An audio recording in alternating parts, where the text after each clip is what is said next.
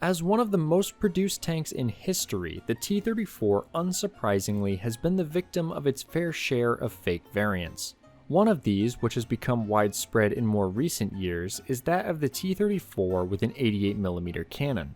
Unlike other fake vehicles though, this tank isn't just a one-off, with at least 3 different designs being put forward supposedly having been made. Are any of these real, or is this yet another example of the internet making things up? Join me today as we look into this topic.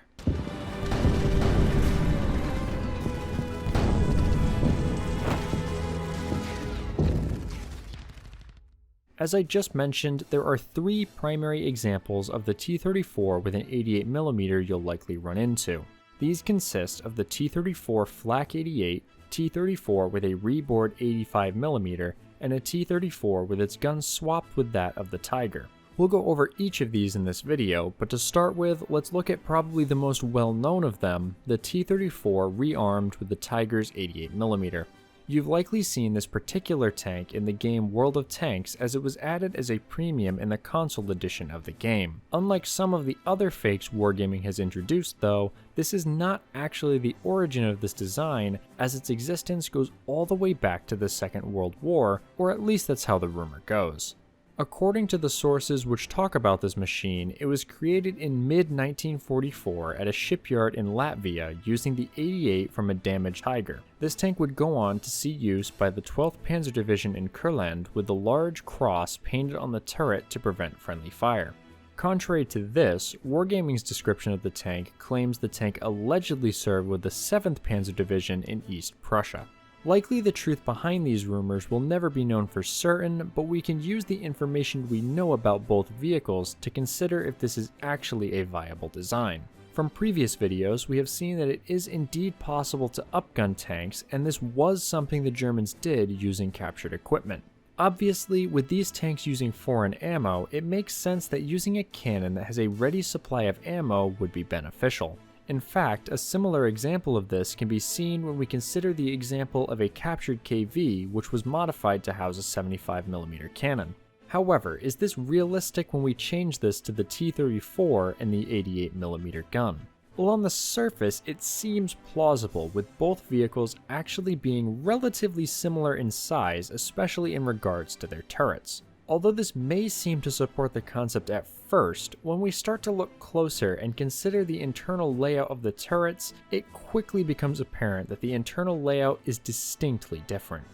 I have no doubt that given the right conditions, this modification could indeed be done, but it would more than likely require significant modifications to the turret and gun breech to allow the gun to move properly and be balanced well enough. With the likelihood of these conditions being met in the field being fairly low, I think it's safe to say that this tank is almost certainly a fake. This sort of gun swap is quite common in post-war modeling and tank discussions, but contrary to popular belief, it is a much more complex process, which is why you rarely see it outside of modernization projects done in peacetime or to upgun domestic designs.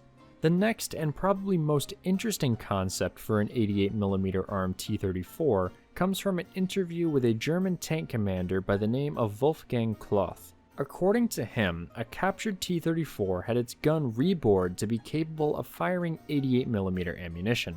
Just like our last example, this was reportedly done in Latvia, with the reboring being done at a shipyard at around the same period the 88mm gun swap is said to have been done. This is certainly intriguing, as this shared story could indicate some level of truth to them. However, it could just as likely be due to someone confusing Kloth's story and assuming the gun was swapped instead of modified. Either way, despite this account coming from a source who did actually serve at the area in question, the existence of the T-34 is more than likely not true. Reboring the cannon is certainly plausible, but the ammunition sizes are different. This would mean that it would also require modifications to the breech, which, although possible, would require manufacturing capabilities that really only existed in Germany. This does seem to have been done in some cases with captured Soviet AA guns, including 85mm ones. Perhaps this is what caused the rumor of the T-34-88 in the first place, with Kloth merely misunderstanding what gun was modified. I don't know enough to say for certain that this is the case, but it does seem to make sense when you consider the time period. So given what we know, it's quite likely that not only is this vehicle a fake, but it probably is the origin of the T-34 armed with the Tigers 88 as well. Last but not least, we reach what is possibly equal parts the most believable of the tanks we've talked about today, as well as the easiest to disprove.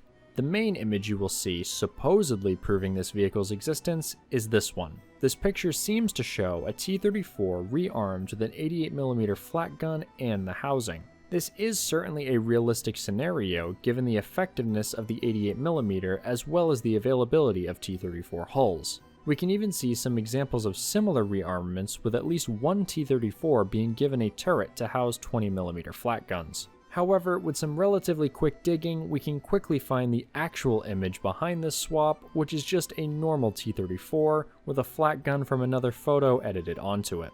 This design may be fake, but I'd argue out of the three we've looked at today, this one is probably the most likely of all of them to be made. We see similar looking modifications done later to mount 100 and 122mm cannons onto the hull, so mounting an 88 would certainly be doable, but there does not seem to be any evidence of it being done.